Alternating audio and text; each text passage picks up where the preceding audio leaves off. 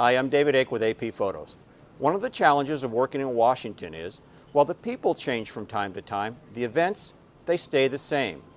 To keep things from becoming visually stagnant, photographers are always looking for a different perspective. So for this week in photos, I give you a change in view. Covering Air Force One arrivals and departures is a very common assignment. For photographers, it's almost become a little competition to see how many different ways you can shoot it. Evan Vucci went for the narrow and off-center crop, emphasizing the plane's large nose in his picture. And Gerald Herbert cropped the plane out entirely and instead included a lot of sky and a very tiny President Obama walking down the stairs in the lower right-hand corner for his attempt at something different. The Oval Office meeting is another assignment photographers draw on a regular basis.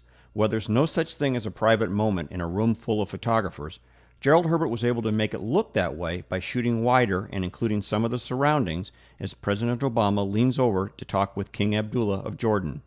Gerald then turned around, also no small feat in a room packed full of photographers, and using a low angle, captured Chief of Staff Rahm Emanuel towering in the background. For this change in view, Gerald Herbert shot through a tower structure as President Obama toured a plant in Iowa. Congress was back in session last week, and with it, the ever-present congressional hearings. A photographer working the Hill could easily get assigned several of these in a week. Susie Walsh did, and on Tuesday, she photographed Treasury Secretary Tim Geithner from the side.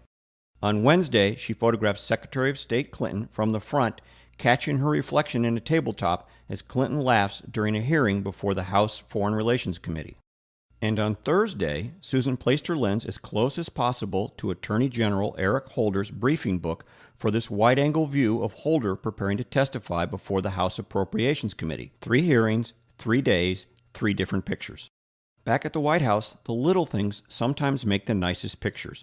Here Ron Edmonds lined up the 2 Marines saluting during the changing of the guard in front of the West Wing for a spring feature picture. And for a real change in view, Ron discovered a robin's nest in a bush right next to the press room. By carefully placing a camera on a tripod next to the bush, he was able to photograph the arrival of the newest residents to the White House grounds. On the Washington Photo Desk, I'm David Ake, Associated Press.